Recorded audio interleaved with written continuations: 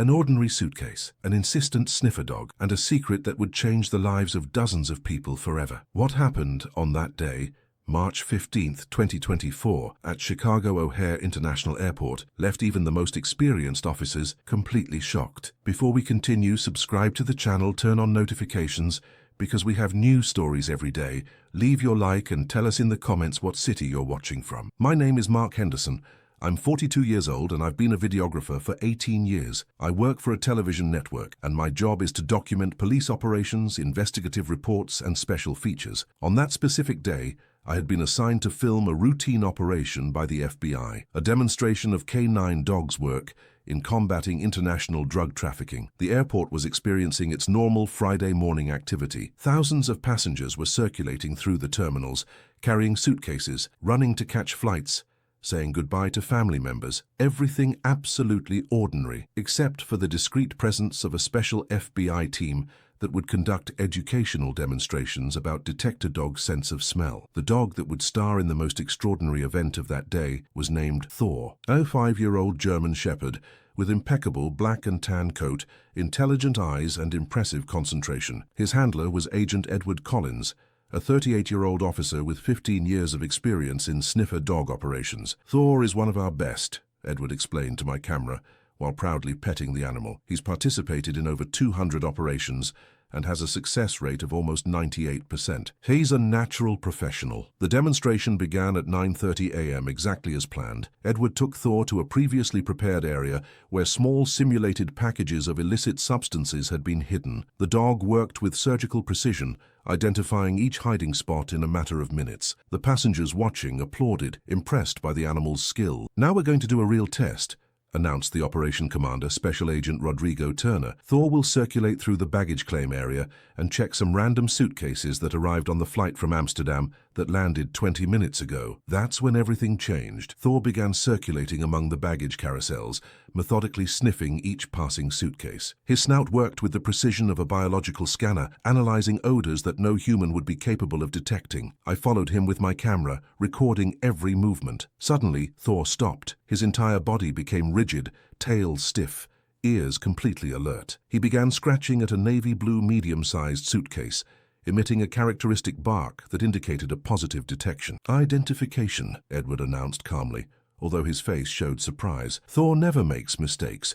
This suitcase has something." The security protocol was immediately activated. The area was isolated, passengers moved away, and a specialized explosives team approached with extreme caution. The suitcase was taken to a special inspection room, and I received authorization to continue filming, as long as I maintained a safe distance. Using portable X-ray equipment, the officers examined the luggage without opening it. What they saw on the screens left them completely confused. "I can't identify what this is," murmured the imaging specialist, frowning. "It's not the typical shape of drugs. Doesn't look like explosives, but it has organic density." Thor detected something, that's certain. The tension in the room was palpable. Everyone knew that Thor rarely made mistakes, but those images didn't make sense. After 30 minutes of analysis and consulting technical manuals, the decision was made. They would open the suitcase very carefully. The owner of the luggage was quickly identified through the airport system. Andrew Foster, 35 years old, American, returning from a business trip to Amsterdam. He was located still in the airport concourse, waiting for his luggage. When they brought Andrew to the inspection room, I immediately noticed he was genuinely confused. His face showed concern, but not guilt or excessive nervousness, reactions that criminals usually exhibit when confronted. "Mr. Foster," Special Agent Rodrigo began, "can you explain to us the exact contents of your luggage?" Of course," Andrew responded promptly. "Clothes, some gifts I bought for my family, work documents, my laptop. Nothing out of the ordinary. I can open it right now, no problem. Are you transporting any chemical substances, controlled medication, or any undeclared organic material?" Andrew thought for a moment. "Just my wife's normal medications. She has diabetes. I brought insulin in my carry-on. What happened? Did I do something wrong?" Thor remained agitated near the suitcase, confirming his original detection. The officers decided to proceed with opening it. When the suitcase was finally opened, the initial contents seemed absolutely normal. Folded shirts, pants, a pair of shoes, some books. But Thor didn't calm down. He continued sniffing intensely, focused on something specific. Edward followed the dog's instinct, allowing him to indicate exactly the point of interest. Thor buried his snout among the clothes and pulled with his mouth a small fabric pouch that was hidden in the side lining of the suitcase. "I've never seen that before," Andrew exclaimed, genuinely frightened. "That pouch isn't mine. I didn't put that there." The pouch was carefully opened. Inside there was a vacuum-sealed plastic package containing soil, common soil, reddish-brown, apparently nothing special. "What the hell is this?" muttered one of the officers. That's when Agent Martha Stevens, a specialist in environmental crimes who had been called as a consultant, approached and examined the material with redoubled attention. "Request immediate laboratory analysis," she ordered, urgency in her voice. "I think I know what Thor detected." The sample was taken to the FBI laboratory at the airport itself. 45 minutes later, the result came back and left everyone absolutely shocked. "It's soil containing European black truffle spores," Agent Martha announced, reading the report. More specifically, Tuber melanosporum, considered one of the rarest and most valuable species in the world. And not only that, these samples contain specific chemical compounds indicating they came from a protected region of France, where collection is strictly prohibited without government authorization. The silence in the room was absolute. "How much is this worth?" Special Agent Rodrigo asked. "Actually, the monetary value of the soil itself is relatively low, perhaps a few $1,000s, but what makes this extraordinarily serious is that these spores are used for illegal truffle cultivation in other countries. A single package like this can generate production worth millions of euros in the coming years." Andrew was completely pale. "I swear I didn't know. Someone must have put this in my suitcase." The investigation that followed revealed a sophisticated international biopiracy operation. Through security cameras at Amsterdam Airport, investigators discovered that a contract employee of the baggage service had discreetly placed the pouch in Andrew's suitcase during the check-in process. The employee, identified as Peter van der Berg, was being paid by a criminal organization specializing in smuggling genetic material from protected species. They chose random passengers, preferably families or business travelers who wouldn't raise suspicions, and used their luggage as unwitting mules. "It's a brilliant scheme in a way," Martha explained during the subsequent press conference. "They knew that most sniffer dogs are trained for drugs, explosives, or money, but Thor specifically received additional training to detect smuggled biological material, including seeds and spores from protected species. The discovery triggered an international operation coordinated between the United States, Netherlands, France, and Interpol. In the following weeks, 23 people were arrested in 5 different countries. It was discovered that the organization had already smuggled over €2 million in genetic material from protected species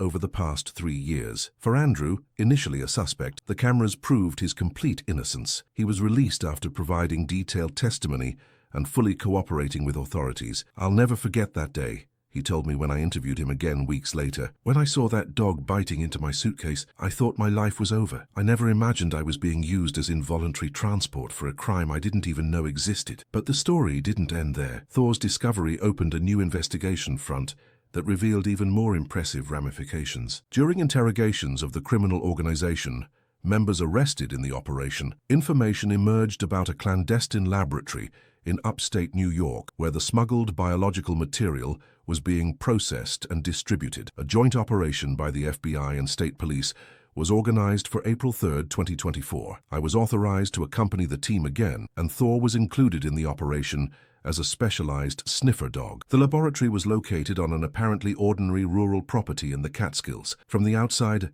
it looked like an organic vegetable farm, but investigators knew it was just a facade. At 6 a.m., more than 40 officers surrounded the location. Thor and 3 other canine dogs were released to do an initial sweep of the terrain before the tactical team entered. What they found was absolutely surprising: a 5,000-square-foot underground complex with cutting-edge technology for controlled cultivation of rare species. There were European black truffles in various growth stages, exotic orchids from Asia, seeds from Amazonian medicinal plants, spores of rare Himalayan mushrooms. It was a true illegal genetic bank. "This is worth tens of millions of dollars," estimated the environmental expert accompanying the operation. "Some of these species are critically endangered. The ecological damage this operation caused is incalculable." Thor was again the hero of the day. He identified a secret compartment behind a false bookshelf where the organization's complete financial records were hidden, documents that revealed connections with criminal groups in 12 countries. The operation leader, identified as Richard Morrison, 58 years old, was a former biologist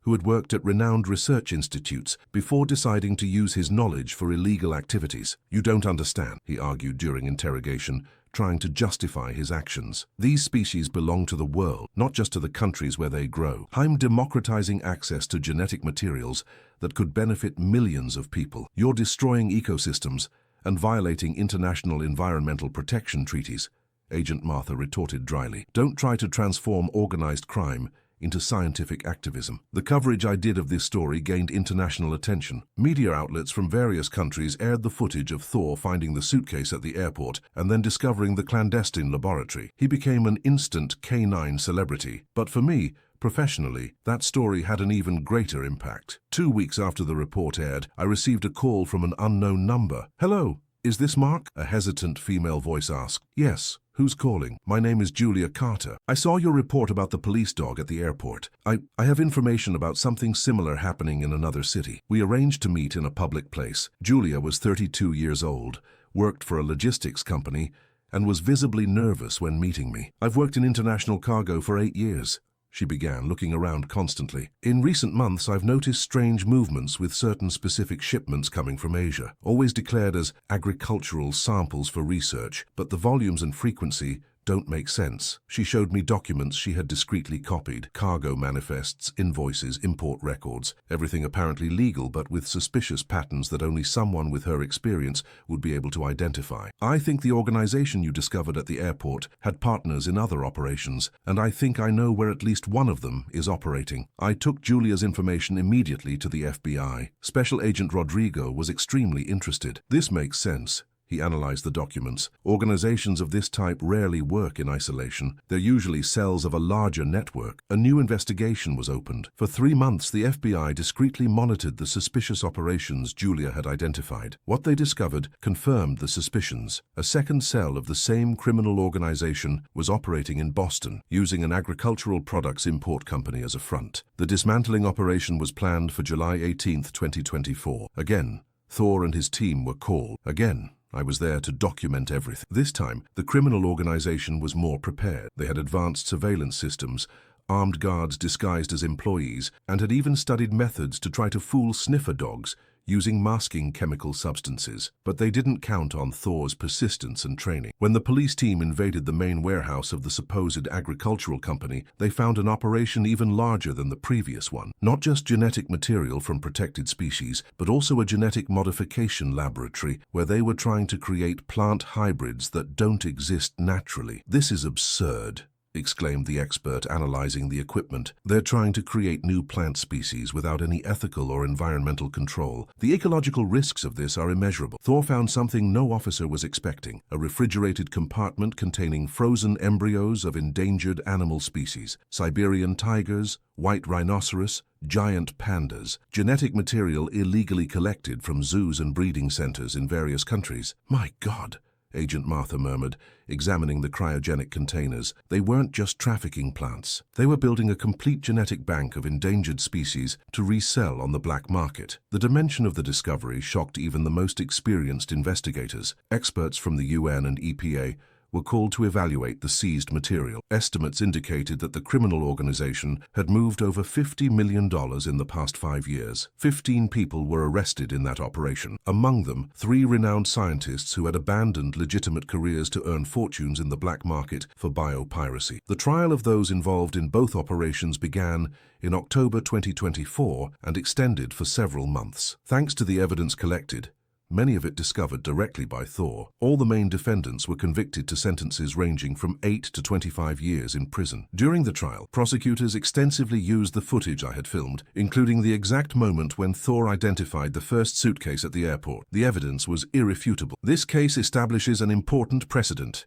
the judge declared in the final sentence. "Environmental crimes and biopiracy will be treated with maximum severity. The nature and biodiversity of the planet are not commodities to be exploited by criminal organizations." For Andrew Foster, the innocent passenger who almost got arrested for unknowingly transporting smuggled material, the story had a positive outcome. He sued the airline and Amsterdam airport for negligence in baggage security and received a significant settlement. "I used part of the money to create an environmental protection NGO," he told me months later. "If I went through all that, at least let it serve something greater. Now I work actively on raising awareness about crimes against biodiversity." Julia Carter, The employee who reported the second operation entered the witness protection program as a precaution, but after all those involved were arrested, she was able to resume her normal life. She received a reward from the federal government and became a security consultant for international logistics companies. Thor continued his work with the FBI, accumulating even more successful operations. In December 2024,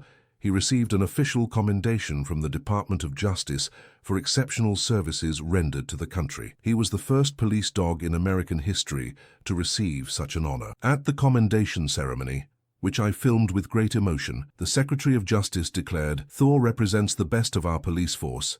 Tireless dedication, impeccable precision, and absolute loyalty to the mission of protecting our society and our environment." Agent Edward Collins, Thor's handler, was visibly emotional during the ceremony. "Working with Thor isn't just a job," he told me afterward. "It's a true partnership. He teaches me every day about focus, determination, and intuition. I'm proud to share my career with him." For me, that story completely transformed my view of investigative journalism. I learned that sometimes the most important stories begin with seemingly insignificant small details. An ordinary suitcase, an insistent dog, a keen sense of smell. I won several journalism awards for the coverage, including the Pulitzer Prize for special reporting. But the most significant recognition came from ordinary people who stopped me on the street to say that the story inspired them to pay more attention to environmental crimes and the importance of biodiversity. In March 2025, exactly 1 year after that extraordinary day at Chicago O'Hare Airport, a special exhibition was organized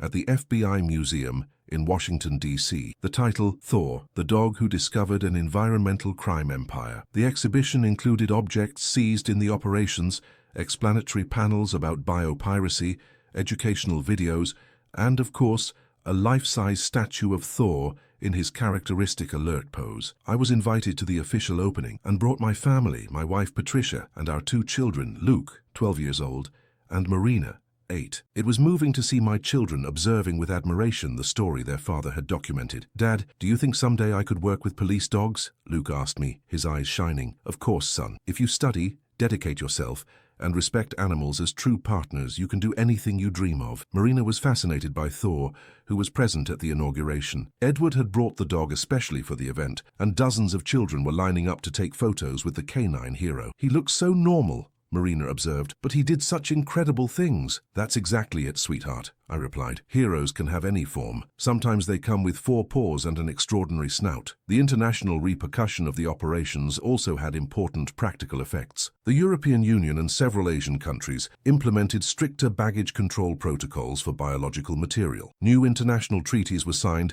to specifically combat organized biopiracy. The United States, in turn, created a permanent task force to combat environmental crimes, equipped with dozens of canine dogs specially trained like Thor. The program was officially named Project Thor, in honor of the German Shepherd who started it all. Edward was promoted to national coordinator of the program, responsible for training new handlers and their canine partners. He developed unique training methods based on his experience with Thor. "The secret isn't just teaching the dog to sniff," he explained in training seminars. "It's developing a deep connection with the animal, understanding its body language, completely trusting its instinct. Thor taught me that when a trained dog gives you a signal, you don't question it, you investigate." I learned about dozens of inspiring stories of people whose lives were impacted by Thor's discovery. A biology teacher from Seattle created an entire educational program about biopiracy and environmental crimes based on the story. A veterinary student from Miami changed his specialization to police cynology after watching the report. A family of organic farmers in Oregon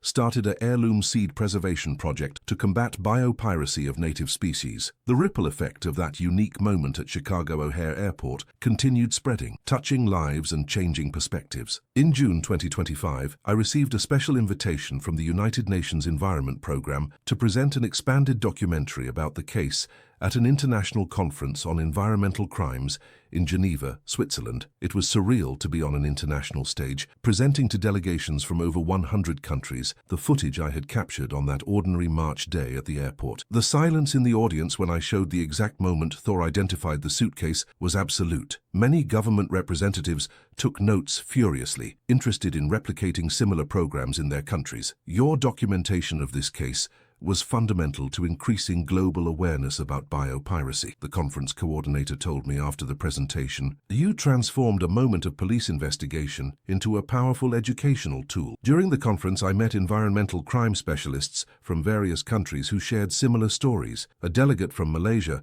told about an operation that discovered smuggling of rare seeds from medicinal plants. A representative from Kenya spoke about trafficking of genetic material from wild animals. An investigator from Australia described criminal networks specializing in rare corals. What you discovered in the United States is just the tip of the iceberg, an Interpol researcher confided to me. Biopiracy moves billions of dollars annually in the black market. It's one of the least visible but most destructive crimes to the planet. This global perspective made me understand even better the magnitude of what Thor had discovered. It wasn't just an American case. It was a thread that, when pulled, revealed an international tapestry of organized environmental crime. Back in the United States, I decided to transform the entire experience into a book. I spent 6 months interviewing everyone involved, from officers and scientists to convicted criminals. I wanted to understand not just what had happened, but why people chose this criminal path. Richard Morrison, the former biologist who led the first operation discovered, agreed to grant me an interview at the prison where he was serving his 18-year sentence. You want to know why I did this? He asked me,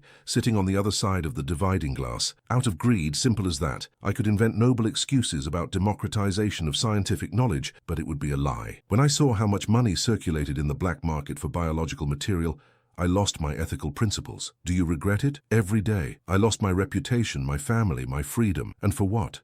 Money I couldn't even enjoy. Everything seized. If I could go back in time, I would have kept my honest work at the Research Institute. These difficult but necessary conversations helped me build a more complete narrative. The book was released in October 2025 with the title The Nose of Justice: How a Police Dog Discovered an Environmental Crime Empire. Thor and Edward participated in the launch session in New York, attracting crowds. Book revenues were partially donated to environmental protection NGOs and police dog training programs. It was my way of giving back for the privilege of having documented that extraordinary story. Thor officially retired from active service in December 2025 at 6 years old, still young by canine standards, but the FBI had a policy of retiring its elite dogs before physical wear compromised their quality of life. The retirement ceremony was emotional. Hundreds of officers, journalists, authorities, and ordinary people attended to pay tribute to the dog who had become a national icon. Thor isn't just a dog, declared the FBI director in his speech. He represents the best of dedication to public service. His contribution to the security and environmental protection of the United States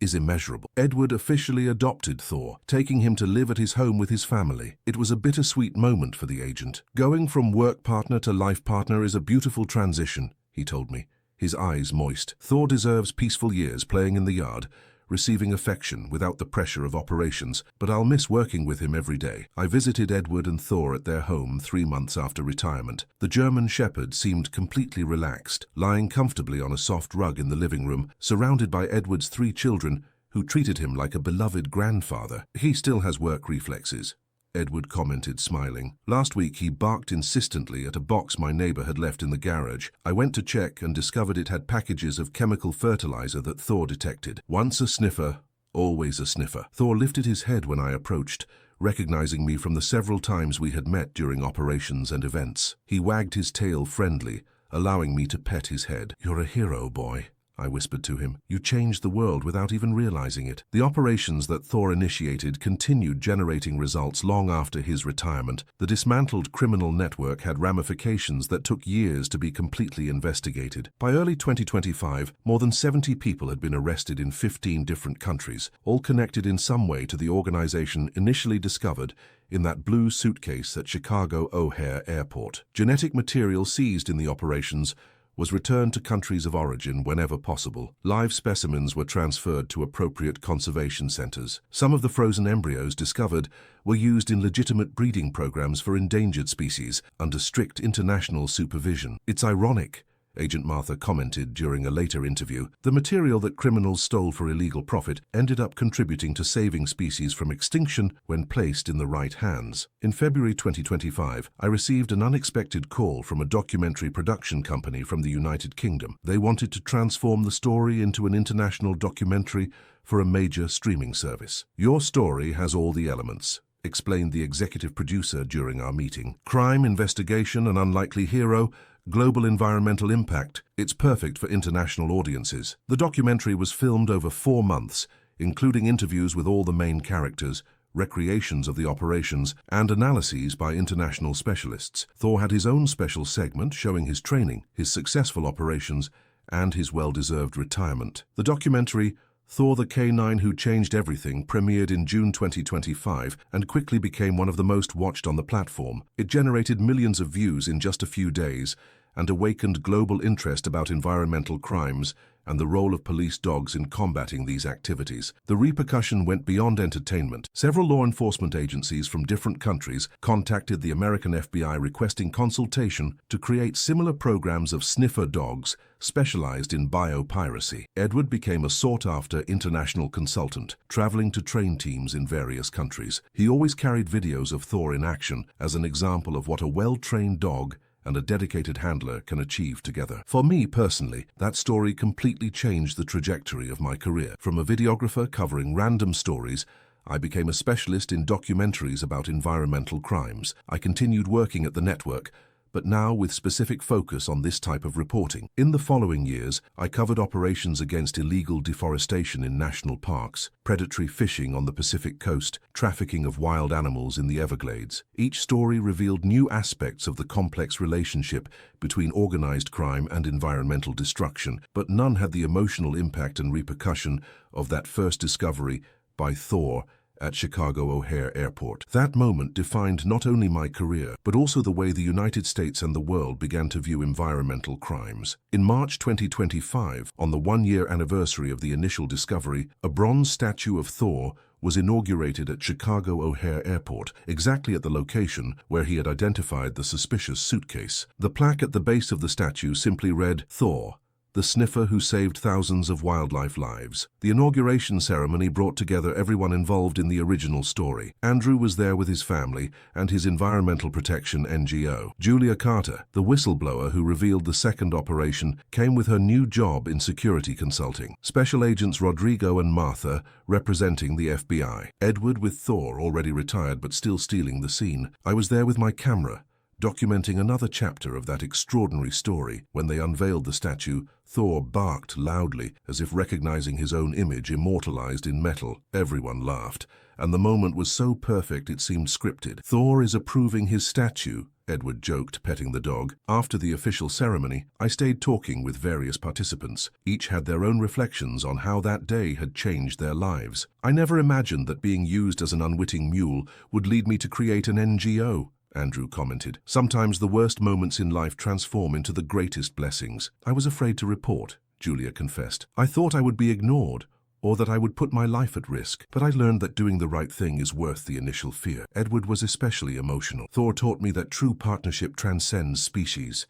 He trusted me to guide him, and I trusted him to detect what I never could. That mutual trust is the foundation of everything." Looking at the statue, I thought about all the lives that were impacted by that apparently ordinary moment. Thousands of protected species, dozens of criminals arrested, hundreds of trained investigators, millions of people made aware about biopiracy, all because a German shepherd named Thor had an extraordinary nose and a handler who completely trusted his instinct. As the sun set over the airport, casting a golden light on the bronze statue, I realized I was witnessing the closing of a cycle, but also the beginning of a legacy that would continue influencing future generations. Thor had aged gracefully. At 6 years old, he already showed some white hairs on his muzzle, but his eyes remained alert and intelligent. He lay down at Edward's feet, calmly observing the movement around his statue. "Do you know you're special?" I asked Thor, crouching to be at his level. The dog looked at me with that impossible to fully interpret canine expression. Maybe he knew, maybe he didn't, but there was definitely a wisdom in those brown eyes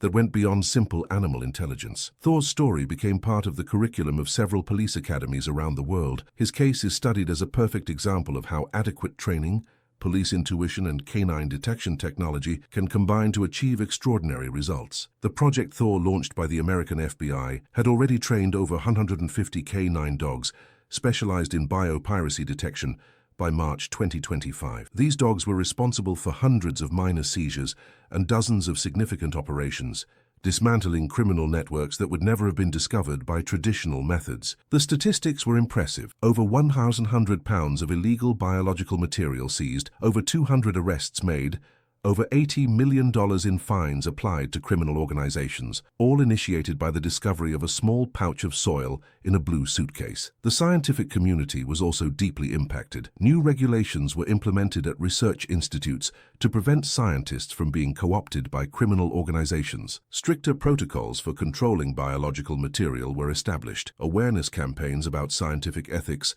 multiplied. The Thor case reminded us that knowledge without ethics is dangerous, declared the president of the American Association for the Advancement of Science at a conference. Scientists have responsibility not only with research, but with the ethical and environmental implications of their work. For police sinology professionals, Thor became an icon. His photo decorated training rooms. His story was told repeatedly to motivate new handlers. His work methods were studied and replicated. Thor established a new standard, commented a veteran police dog instructor. It's not just about having a well-trained dog. It's about developing a deep partnership, understanding nonverbal communication, and absolutely trusting animal instinct. My book about the case continued selling well, entering several bestseller lists, and being translated into 12 languages. Schools adopted the book as teaching material in environmental and ethics classes. Book clubs discussed the moral implications of the characters' choices. Journalism students analyzed my reporting methodology. It was gratifying to see how a story I had simply documented was generating important conversations about crucial themes. In April 2025, I was invited to give a lecture at Columbia University about investigative journalism and environmental crimes. The room was packed with over 300 students of journalism, biology, law, and veterinary medicine. During the lecture, I showed the original footage of the moment Thor identified the suitcase, frame by frame, explaining what was happening in each second. The students' attention was absolute. "What went through your head in that exact moment?" a student asked. "Honestly, nothing extraordinary. I thought I was filming a routine demonstration. I only realized the magnitude of what I was witnessing hours later, when the first laboratory results arrived." "Do you think the story would have had the same impact if it hadn't been filmed?" another student questioned. "Probably not. Images have power. Seeing Thor in action, seeing the officer's tension, seeing the surprise in the discovery, that created emotional connection. People didn't just read about biopiracy, they felt the urgency of the problem." A biology professor raised a deep question. "In your opinion, what is the most important lesson from this story?" I thought carefully before answering. I think there are several lessons. First, never underestimate the capacity of trained animals. Thor did what no technology could. Second, trust the specialists. Edward completely trusted his canine partner. Third, persistence pays off. The investigators didn't give up when the first results were confusing. And finally, environmental crimes are as destructive as any other crime, perhaps even more so because they affect future generations. The lecture lasted almost 3 hours, with questions extending far beyond the scheduled time. The energy in the room was palpable. Young professionals inspired, wanting to make a difference, ready to use their skills to protect the planet. Weeks later, I received dozens of emails from students from that lecture telling how they had changed their academic trajectories. A law student decided to specialize in environmental legislation. A veterinary student changed her focus to police sinology. Several journalism students began looking for internships in environmental coverage. The ripple effect continued spreading, touching lives in ways I could never have predicted on that March day in 2024 at Chicago O'Hare Airport. Thor spent his final years living comfortably with Edward's family. He died peacefully sleeping in his favorite bed in September 2027 at 8 years old, relatively young for a German Shepherd. But his intense life of police operations had taken its physical toll. The news of his death generated national commotion. Major television networks opened their newscasts with the story. Newspapers published detailed obituaries. Social networks filled with tributes. For many Americans, Thor had become more than a police dog. He was a symbol of dedication, efficiency, and environmental protection. The funeral was worthy of a national hero. Held at the FBI headquarters in New York, it featured full police honors. Thor's casket was covered with the American flag. An honor guard composed of K9 dogs and their handlers paid tribute. Hundreds of people attended to say goodbye. Edward was inconsolable. "I lost my best friend, my life partner, my teacher," he said in his funeral speech, his voice choked. "Thor taught me more about dedication, loyalty, and purpose than any course or training could teach." Thor was buried at the FBI's K9 Memorial, a garden specially created to honor dogs who served with distinction. His headstone of white marble was inscribed, "Thor, German Shepherd K9, 2019-2027, the sniffer who saved the world. I documented the complete funeral, knowing it was the definitive closing of the story I had begun telling 3 years earlier. The images were simultaneously sad and beautiful, a deserved tribute to an uncommon hero. In the months following Thor's death, his story gained new life in unexpected ways. An American composer created a children's song about Thor the hero dog, which became popular in schools. An illustrator published a children's book telling his story in language accessible to children. A dog food brand launched the Thor line, with part of the profits destined for police dog training programs. His legacy was consolidated not only in police operations and seizure statistics, but in the collective consciousness of a nation that learned to value both environmental protection and the animals who help us protect it. In October 2027, on what would have been Thor's 8th birthday, the FBI launched the Thor Award for Canine Excellence, an annual honor granted to the canine dog who distinguished himself in environmental protection operations. The first recipient was a Labrador named Luna, who had discovered a rare parrot smuggling operation in the Pacific Northwest. Thor established a standard of excellence, declared the FBI director at the awards ceremony. This award ensures that his spirit of dedication continues inspiring future generations of police dogs. Edward was present at the ceremony, now working as chief instructor of the National K9 program. He had channeled his pain from losing Thor into energy